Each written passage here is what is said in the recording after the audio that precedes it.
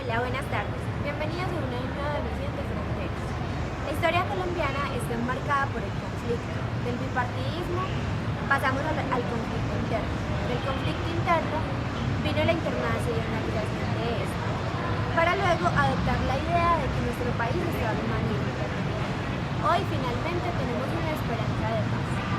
Para hablar de este tema desde una perspectiva histórica del país, especialmente de esa transición que tuvo Colombia a tener un conflicto interno a un conflicto sin fronteras, nos acompaña Esteban Marín, politólogo de la Universidad Nacional, quien actualmente trabaja en la implementación de los acuerdos de paz, en temas de acompañamiento a excombatientes y el diseño de políticas públicas. Además, es educador popular e investigador en el área de las ciencias sociales. Para comenzar, es muy importante hablar de un estudio que realizó Harvard acerca de la posición geográfica que tiene Colombia, lo difícil que es manejarlo, las élites y el narcotráfico. El bipartidismo se dio entre países latinoamericanos después de la colonia. Colombia inició este periodo en la época de 1840 con la presencia de Mariano Ospina y el llamado voto incompleto, el cual formó un conflicto conocido como la Guerra de los 1000 días.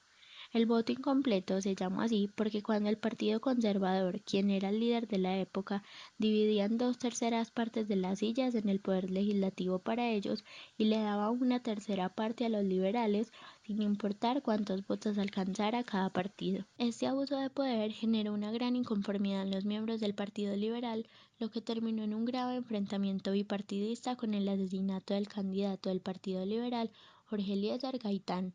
Esto obviamente fue un hecho que marcó un antes y un después en la historia de este país. Esteban, ¿podrías contarnos por qué este hecho es considerado como el detonador de toda la violencia que vivió el país posteriormente? Bueno, es importante resaltar el suceso del Bogotazo o el hecho histórico que se conoce como Bogotazo, pero es importante también entender cómo lo define la hija de Gaitán, Gloria.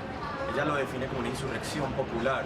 Una insurrección popular es ese momento en donde explota toda una serie de descontentos que están en las bases de las sociedades.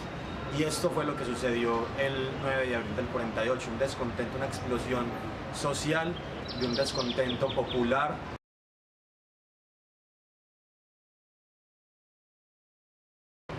La Guerra Fría influyó en todo el continente latinoamericano, pero especialmente en Colombia, debido a varias lógicas que traían este tipo de conflictos.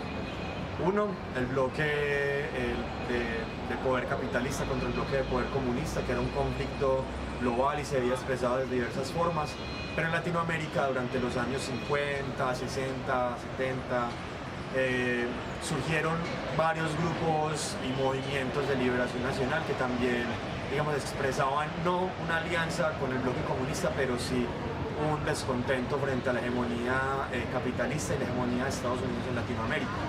Esto llevó a varios escenarios, uno de ellos aquí en Colombia, que se conoce como la Alianza para el Progreso, una alianza que se estableció entre el gobierno de Estados Unidos y Colombia en los años 60 y llevó a varias reformas y ayudas sociales, pero que tenía como fin último la lucha contra la subversión y la lucha contra los movimientos que seguían, el ejemplo de los barbudos cubanos.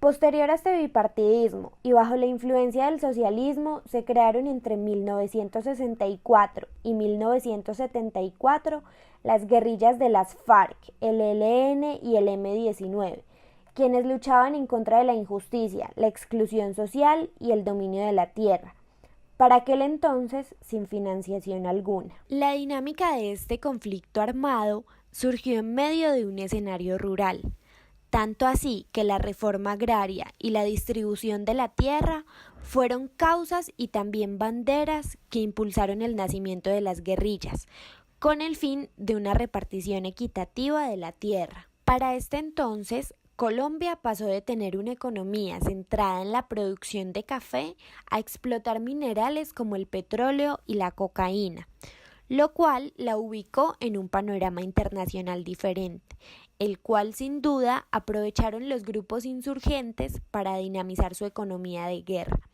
y también atrajo a otros actores internacionales interesados en la explotación de recursos, como las multinacionales.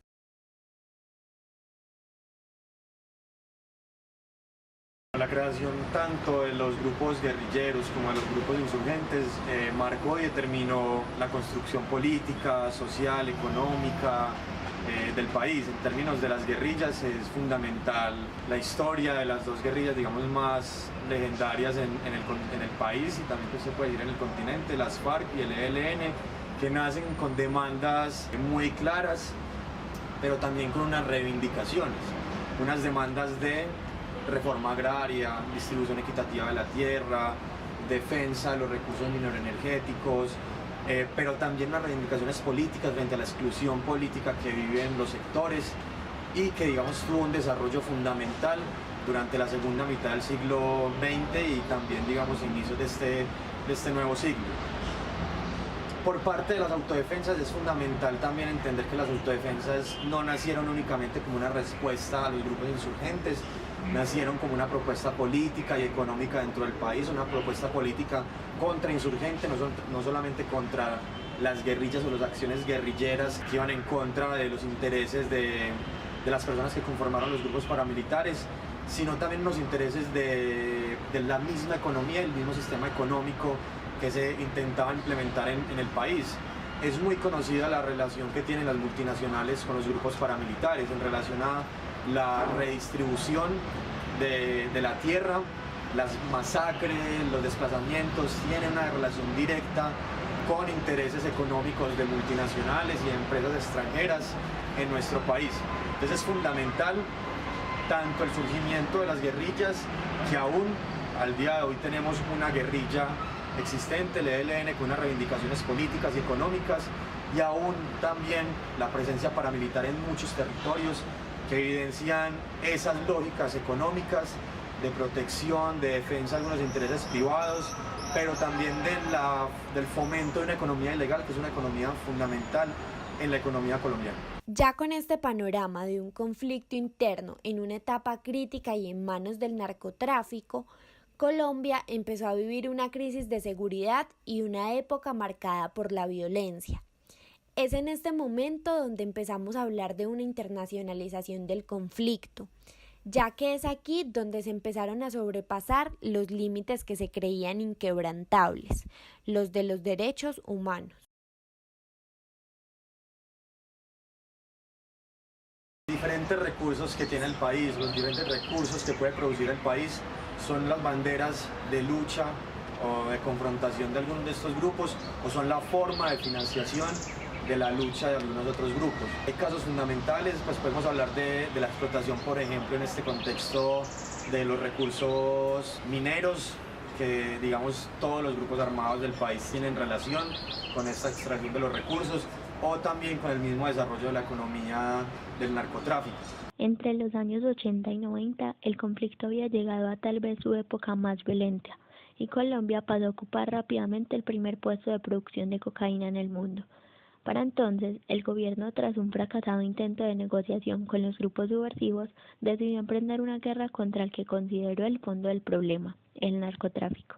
Sin embargo, el entorno social avalaba este tipo de actividades, ya que se traducían como una economía estable, pero esta economía abrió paso a temas como el de la exportación, las políticas de apertura que con intención o sin ella siguió fortaleciendo esta red de ilícitos y llevándolos a su punto más alto.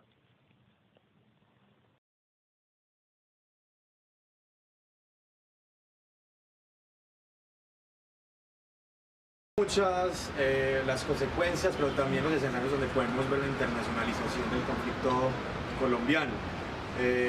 Una de ellas puede ser el papel que ha tenido Estados Unidos dentro del conflicto como financiador de la guerra contra insurgente, pero también digamos que en lo económico las multinacionales jugaron un papel fundamental dentro de la agudización del conflicto armado colombiano. Multinacionales como la Chiquita Brands, la minera Drummond o Coca-Cola fueron financiadoras directas de grupos paramilitares para proveer logística, seguridad o por apoyo y afinidad política a estos grupos. Los escenarios también de secuestro a extranjeros, muy conocido el secuestro de unos contratistas privados militares por parte de las FARC, que desencadenó unas acciones militares, políticas de ambos gobiernos. Y digamos algo muy contextual de este escenario de posacuerdo con la guerrilla de las FARC es lo que está pasando en este momento con los comunicadores ecuatorianos. Hay una internacionalización, digamos, de un país que siempre ha tenido relación con Colombia, pero nunca se ha visto tan altamente relacionado con el conflicto. Digamos, el secuestro de las 3 personas, de estos 3 comunicadores, ha sido el acercamiento que ha tenido más fuerte el pueblo ecuatoriano con el conflicto colombiano, que como podemos ver no es una cuestión de una firma de paz, sino que el conflicto se sigue agudizando y termina reorganizándose y redistribuyéndose de tal manera que otros actores, otros escenarios son los que siguen estando en este contexto.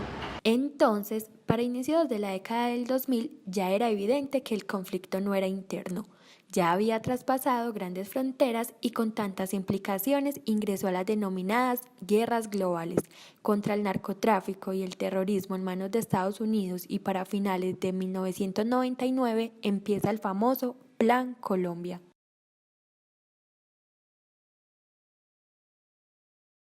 El Plan Colombia tenía un objetivo principal y era la lucha contra el narcotráfico, y un objetivo secundario que era la lucha contra insurgente, como de las fallidas conversaciones con las FARC en el Caguán, y en el desarrollo pues, de todo el inicio del nuevo milenio. Podemos hablar que no hay unas, digamos, consecuencias positivas del Plan Colombia, sino unas consecuencias negativas en el sentido de no se cumplió el objetivo principal, que era la lucha contra el narcotráfico. Hemos visto cómo los cultivos y la economía basada en la explotación de todos los momentos que necesita el narcotráfico ha aumentado, que incluso llega hasta este momento donde uno de los mayores grupos guerrilleros que tenía una supuesta relación con esta economía desapareció, pero sigue en aumento la economía. Ya, acercándonos un poco a la actualidad, vimos como en la última década hubo transformaciones en América Latina, que contraponen transformaciones antielitistas. Con un giro a la izquierda se lograron nuevos rumbos en el tratamiento de la cuestión social, participación política o los derechos de las minorías, y que obtuvo reconocimiento internacional. Muchos países de América Latina se destacaron por reformas progresistas en otros campos. Mientras la crisis global sacudía a los países industrializados, América Latina vivió un milagro económico. Pero específicamente en Colombia seguíamos en un conflicto con las FARC.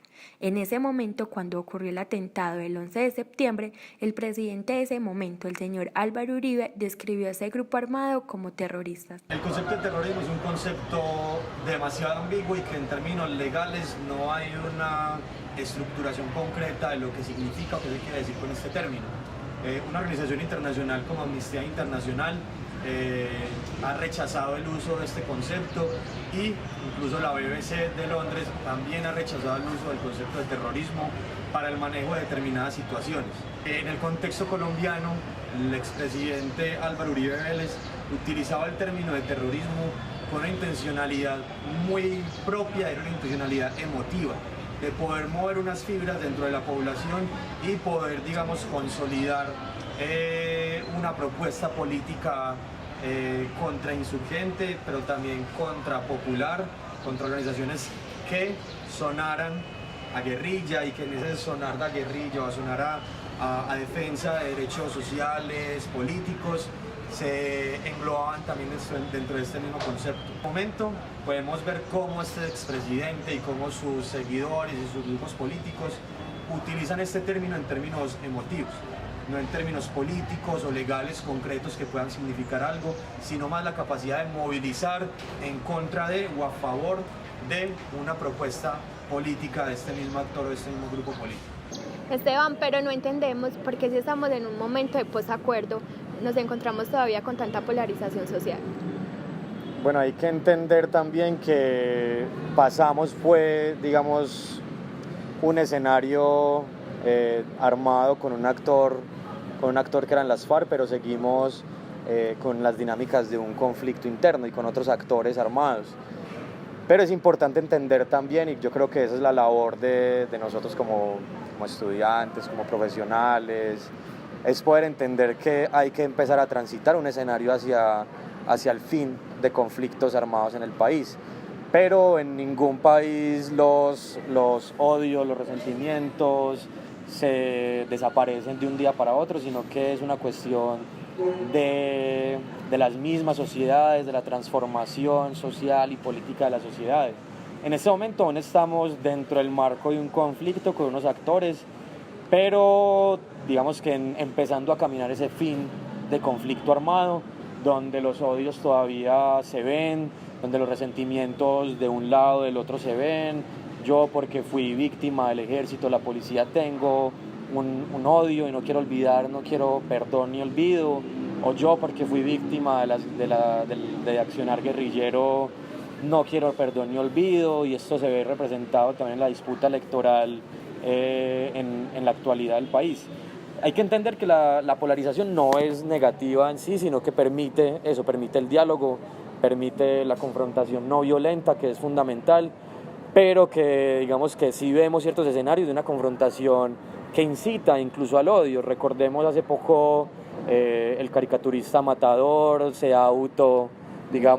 excluyó de las redes sociales por una incitación también de una persona al asesinato, al retomar a las acciones paramilitares de acallar a los que piensan diferente, y por parte, digamos, que grupos armados como lo que se conoce como disidencias de las FARC también tiene alguna relación frente a esto, pero es eso. Yo creo que estamos empezando a transitar un escenario de conflicto, que el conflicto está en todas las sociedades, pero de poder, digamos, solucionar ese conflicto de una forma no violenta.